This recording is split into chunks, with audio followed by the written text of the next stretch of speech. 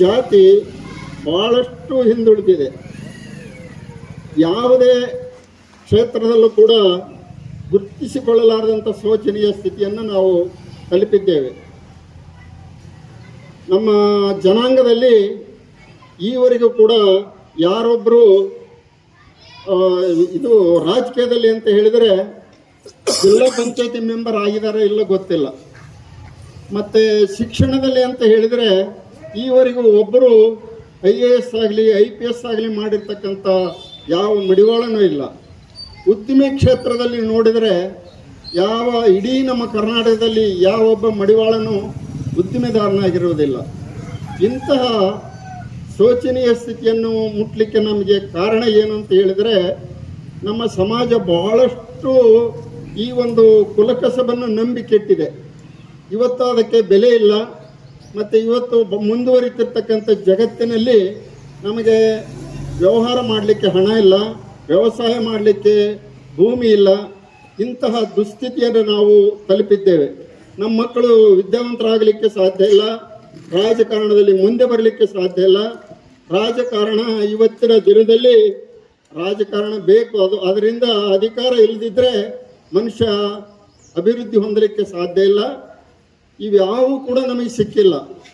ಇದನ್ನೆಲ್ಲ ಮನಗಂಡಿರ್ತಕ್ಕಂಥ ನಮ್ಮ ಸಮಾಜದ ಚಿಂತಕರು ಸುಮಾರು 18 ವರ್ಷಗಳ ಹಿಂದೆ ನಮ್ಮ ಸರ್ಕಾರಕ್ಕೆ ಒಂದು ಬೇಡಿಕೆಯನ್ನಿಟ್ಟರು. ನಮಗೆ ಒಂದು ಮೀಸಲಾತಿಯನ್ನು ಕೊಡಬೇಕು, ಇಲ್ಲದಿದ್ದರೆ ನಾವು ಯಾವುದರಲ್ಲಿ ಮುಂದೆ ಬರಲಿಕ್ಕೆ ಸಾಧ್ಯ ಇಲ್ಲ, ನಮಗೊಂದು ಮೀಸಲಾತಿಯನ್ನು ಕೊಡಿ ಅಂತ. ಆಮೇಲೆ ಅವತ್ತಿನ ಸರ್ಕಾರ ಎಲ್ಲ ಜಿಲ್ಲಾಧಿಕಾರಿಗಳಿಗೂ ಸಮಾಜ ಕಲ್ಯಾಣಾಧಿಕಾರಿಗಳಿಗೂ ಒಂದು ಸುತ್ತೋಲೆಯನ್ನು ಹೊರಡಿತ್ತು.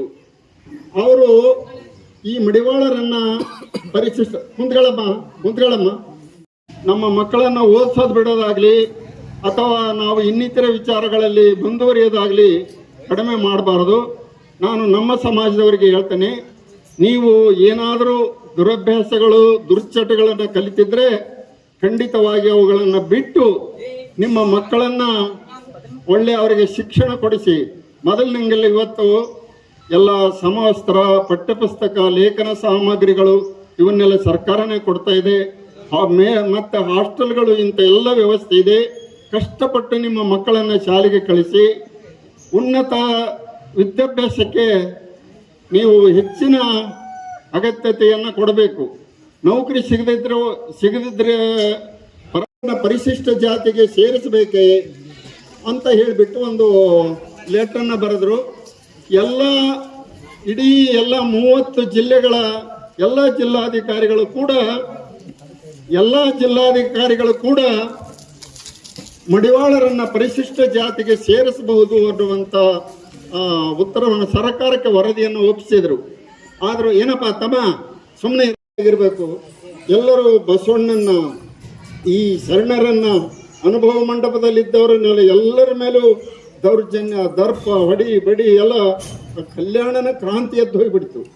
ಆಗ ಬಸವಣ್ಣವ್ರು ಹೇಳಿದರು, ಮಾಚಿದೇವರೇ, ಈ ಒಂದು ವಚನ ಸಾಹಿತ್ಯವನ್ನು ಸಂರಕ್ಷಣೆ ಮಾಡಬೇಕು, ಮತ್ತು ಇಲ್ದಿದ್ರೆ ಎಲ್ಲ ಹಾಳಾಗಿ ಹೋಗಿಬಿಡ್ತತಿ.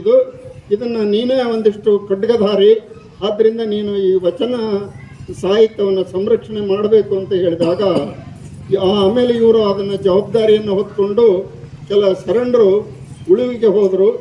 ಬಸವಣ್ಣವರು ಕೂಡಲ ಸಂಗಮಕ್ಕೆ ಹೋದರು. ಆಮೇಲೆ ಇಂಥ ಒಂದು ಪರಿಸ್ಥಿತಿಯಾಗಿ ಬಸವಣ್ಣವರು ತುಂಬ ತೊಂದರೆಯನ್ನು ಅನುಭವಿಸಿದರು.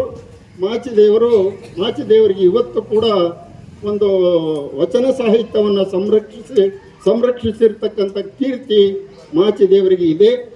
ಆದ್ದರಿಂದ ನಾವೆಲ್ಲರೂ ಕೂಡ ಅವರ ಒಂದು ಆದರ್ಶಗಳನ್ನು, ಅವರ ವಿಚಾರಗಳನ್ನು ನಾವು ಮೈಗೂಡಿಸಿಕೊಳ್ಬೇಕು ಅಂತ ನಿಮ್ಮಲ್ಲಿ ಹೇಳೋದರ ಜೊತೆಗೆ, ಮತ್ತು